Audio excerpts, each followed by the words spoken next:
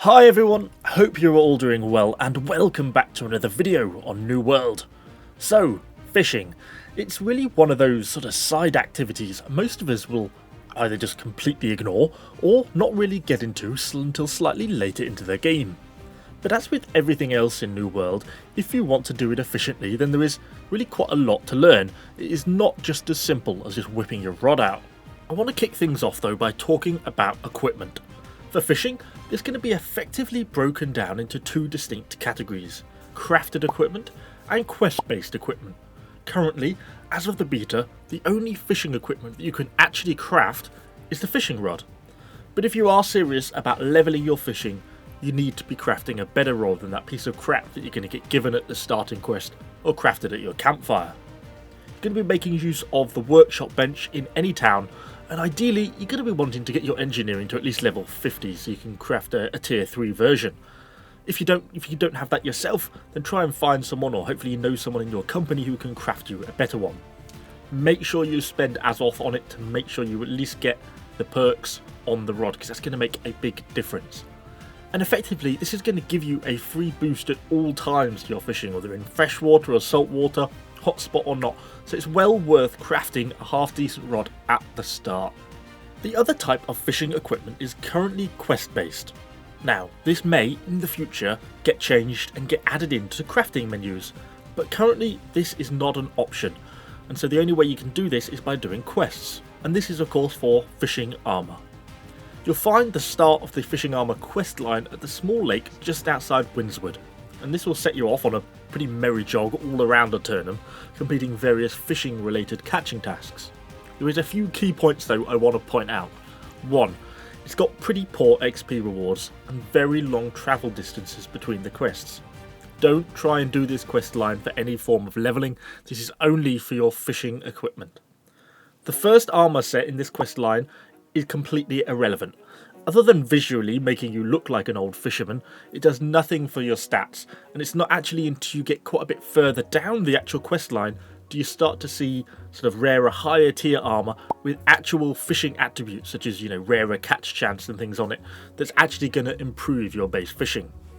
Finally, number 3, the quest line was going to take you to higher level areas, places such as Reekwater, so like level 40, before giving you armour with actual decent perks on it. So there is absolutely no point starting this quest line at level 10, as you won't be able to get to these areas. Well, if you do you'll die, and so you're not going to actually get to any of the useful armour, so you might as well wait until you're a higher level. Next up I want to talk about hotspots. These are basically the iron nodes of the fishing world and can be found around the world in various locations. Essentially, by fishing at a hotspot, you will catch not only larger and rarer fish, but you'll also get a strike 3 or 4 times faster than fishing in just a normal section of the river, so it can be well worthwhile in using these. Broadly, hotspots are broken down into 1, 2 or 3 stars, and depending on your fishing level, you may or may not be able to catch fish at certain ones, i.e. you need a high fishing level to use a 3-star hotspot. If you have sufficient level, and the hotspot is active, you'll see basically a small circular disturbance near to where the hotspot is on the map, with basically fish hopping in and out of this, and it's that disturbance that is the hotspot. So you need to actually cast into this for it to count. Just casting into the lake nearby or generally in the vague vicinity doesn't count. But handily though, it actually gives you a little bit of text when your cast lands, and if it lands in the hotspot it actually says so you will know if you manage to get your cast into that hotspot. There are essentially though 2 ways to actually locate these hotspots. You can use the in-game map. If you basically sort of look around at small lakes, piers on the coast, and if you see there's basically a small dotted yellow hexagon, like a little area marker in the shape of a hexagon, then essentially that is a hotspot, and if you go to that area you'll find a hotspot. But realistically, a much better way of doing this in my opinion is just to use New World Map. I'll put a link in the description down below, but I seem to recommend it in basically every video, which actually has the location and the star rating of all the hotspots, so you can locate and find one suitable to your level much easier. Well worth using.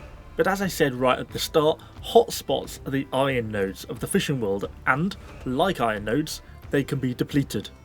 Once exhausted, I find the 1-star nodes take around 20-25 minutes to replenish, and the 3-star nodes take pretty much an hour, although that was tested when I was higher fishing back in the alpha, and I didn't quite get a chance to retest that properly in the beta, so those times may have adjusted slightly. Finally, hotspots, at least in my experience, do give a better chance of dropping treasure chests, so they are always worth fishing basically. So we've talked about equipment and we've talked about where to fish, but we haven't yet really covered the actual mechanics of fishing. Obviously the basic stuff here is, well, basic, but just to very quickly run through it. F3 to bring your rod out, left click and hold to cast. The longer you hold, the farther you'll cast, so you can determine your casting distance if you're trying to target a hotspot. Once in the water and you get a bite, it's left click to strike and start the reeling in process. You'll then notice that you actually have a tension meter as you start to reel in. This tension will go up the more you reel, and once it hits the maximum, the line will break.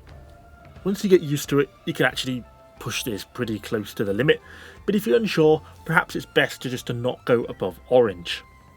Okay, so that's the real basics of how the fishing mechanics actually work, but how does casting distance affect line tension?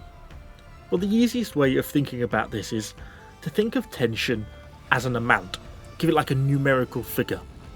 And even if you reel in right in front of you, or from the other side of the pond, sort of the quantity, the total amount of tension that you actually need to reel in is the same. Yet if it's right in front of you, that tension is now only spread over 5 meters, rather than being spread over a longer cast of maybe 20 meters. So in essence, on the shorter cast, the tension is going to build up far quicker, whereas on a 20-meter cast, you can reel in further before that tension starts to build up. Hopefully that sort of makes sense. But in short, longer casts generally allow you to reel in easier, although it can give you a bit of a harder time trying to hit those hotspots.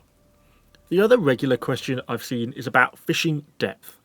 Generally speaking, when fishing in deeper water, I find you tend to catch larger fish, but not necessarily a better rarity or more rare fish.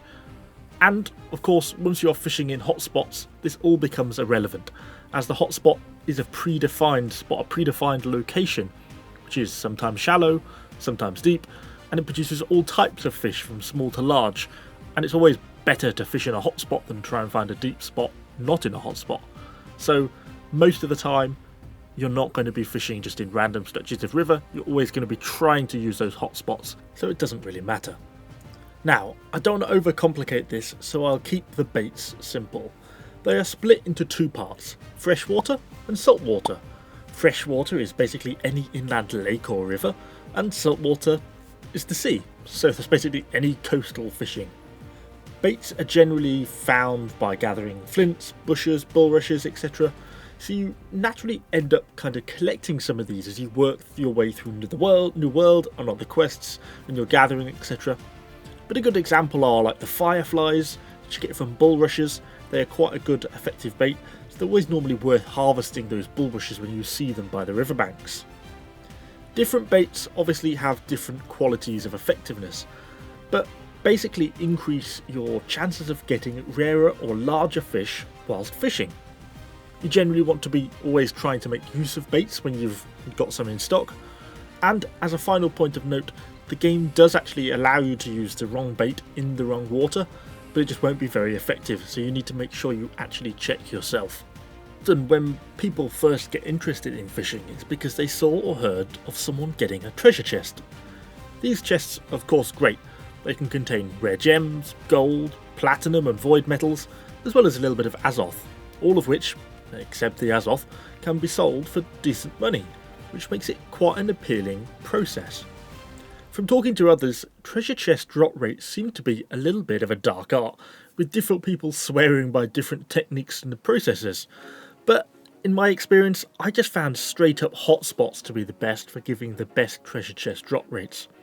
I'm not sure if other people would agree with me. Some people seem to have different techniques, but for me, hotspot seems to be the way to go. But it's not just treasure chests. Some of the fish or fish salvage products can also be worth a lot of money. For example, fish oil. This is really a key ingredient in cooking, so it often commands a really good price on the market. I mean, not all fish is going to give you fish oil, but some, for example, such as cod, give it in abundance. So if this is what you were targeting, you'd want to be then fishing in salt water. There's also, for example, things like tier 4 fish, which can be used directly in cooking, or legendary fish which can be made into trophies, all of which can sell for a really good amount on the market. In short, once you've got started on fishing and got a little bit of experience, it can actually be a very profitable trade skill and really make you quite a lot of money quite quickly. And so that's all I want to cover in today's fishing guide. Hopefully this has kind of been helpful. If you have any further questions or you feel there's something I've not covered, feel free to ask it in the comments down below and I will get back to you.